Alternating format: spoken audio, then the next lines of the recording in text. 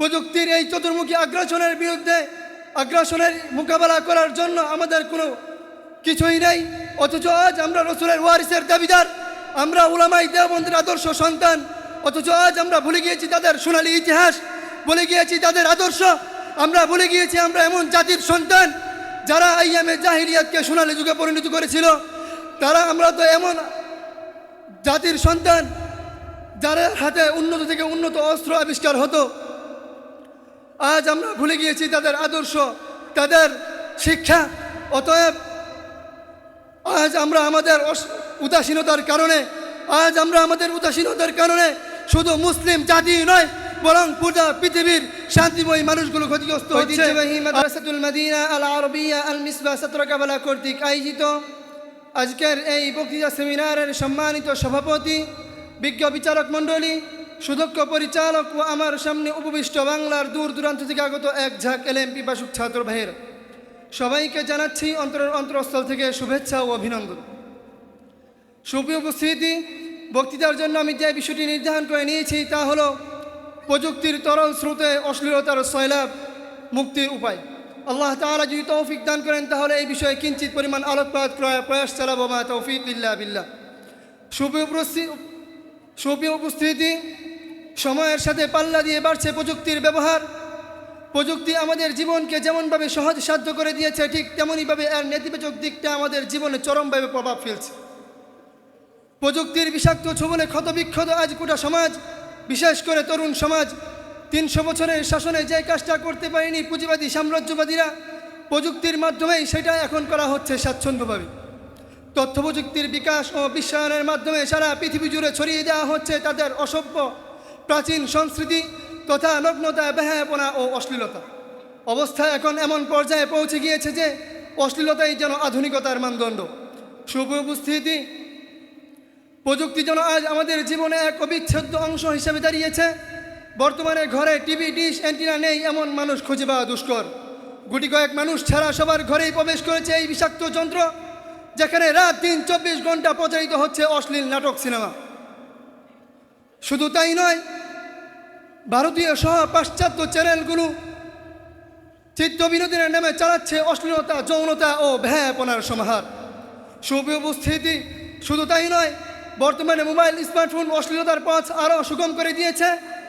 ছোট বড়, শিশু, কিশোর, যুবক, বৃদ্ধ সবার কাছেই আজ স্মার্টফোন, মোবাইলের ছড়াছড়ি। ফলে সমাজ হয়ে গিয়েছে আরও কুৎসিত, আরও ভয়ঙ্কর। অপরদিকে FM রেডিওগুলো লাভগুরুর মতো অসংখ্য নোংরা প্রোগ্রাম প্রচার করার মাধ্যমে আমার সোনার বাংলার পবিত্র বাতাসকে দূষিত করে তুলছে, যার ফলে যুব সমাজ অবৈধ প্রেম, ভালোবাসা ও পরকীয়ার মতো জঘন্য কাজে আরও সক্রিয় হয়ে উঠেছে।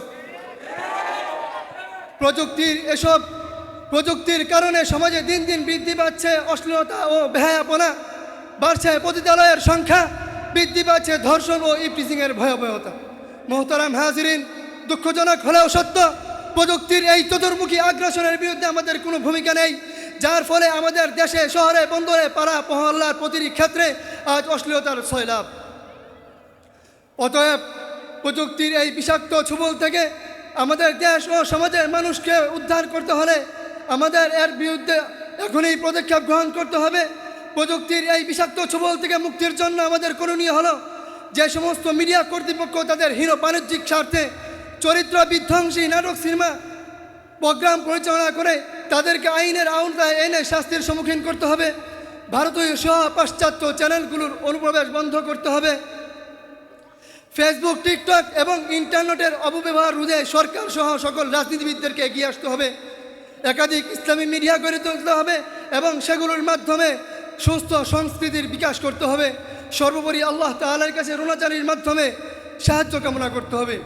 সুপ্রিয় উপস্থিতি, দুঃখজনক হলেও সত্য, প্রযুক্তির এই চতুর্মুখী আগ্রাসনের মোকাবেলা করার জন্য আমাদের কোনো কিছুই নেই, অথচ আজ আমরা রসুলের ওয়ারিসের দাবিদার, আমরা উলামায়ে দেওবন্দের আদর্শ সন্তান, অথচ আজ আমরা ভুলে গিয়েছি তাদের সোনালী ইতিহাস, ভুলে গিয়েছি তাদের আদর্শ, আমরা ভুলে গিয়েছি আমরা এমন জাতির সন্তান যারা আইয়ামে জাহিলিয়াতকে সোনালী যুগে পরিণত করেছিল। আমরা তো এমন জাতির সন্তান যারা হাতে উন্নত থেকে উন্নত অস্ত্র আবিষ্কার হতো। আজ আমরা ভুলে গিয়েছি তাদের আদর্শ, তাদের শিক্ষা।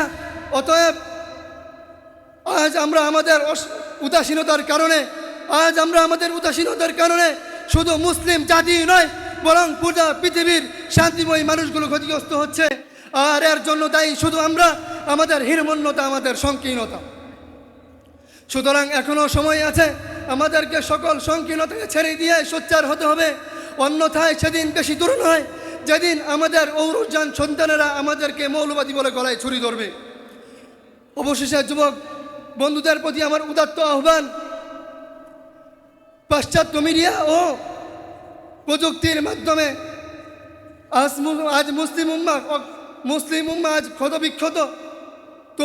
তারা তোমাদেরকে সন্ত্রাসী ও জঙ্গি বানিয়ে কোনো ঠেসা করে রেখেছে, তোমাদের মা বোনদেরকে প্রগতির নামে নগ্ন করে রাস্তায় নামিয়েছে। সুতরাং এখন আর বসে থাকলে চলবে না। শুনে রাখো, তাদের ডাকে সাড়া দিতে আসবে না মরক্কোর কোনো ইউসুফ বিন তাসফিন, আরবের কোনো মোহাম্মদ বিন কাসেম, আফগানিস্তানের কোনো সুলতান মাহমুদ গজনবী। সুতরাং তোমাকে এই গর্জে উঠতে হবে, পাশ্চাত্য মিডিয়া ও প্রযুক্তির নগ্ন থাবা রুখতে হবে। সুতরাং আল্লাহর এই জমিনে আল্লাহর বরত্বের মাধ্যমে, আল্লাহু আকবার স্লোগানের মাধ্যমে সমস্ত বাতিল কুফার মুশরিক পথভ্রষ্টদের রক্তচক্ষু উপেক্ষা করে আল্লাহর এই জমিনে আল্লাহর কর্তৃত্ব প্রতিষ্ঠা করতে হবে। আর সেটা করতে গিয়ে যদি নিজেদের জান দিতে হয় তাহলে আমরা নিজেদের জান দিব, যদি নিজেদের রক্ত দিতে হয় নিজেদের রক্ত দিব। তারপরও আল্লাহর এই জমিনে আল্লাহর কর্তৃত্ব প্রতিষ্ঠা করব এবং পাশ্চাত্য মিডিয়া ও প্রযুক্তির নগ্ন থাবা থেকে দেশ ও সমাজকে মুক্ত করে শান্তিকামী মানুষদের জন্য একটি শান্তিময় পরিবেশ গড়ে তোলার চেষ্টা করব। আল্লাহ তাআলা আমাদেরকে তৌফিক দান করুন। নাসরুম মিনাল্লাহি ওয়া ফাতহুন করিব।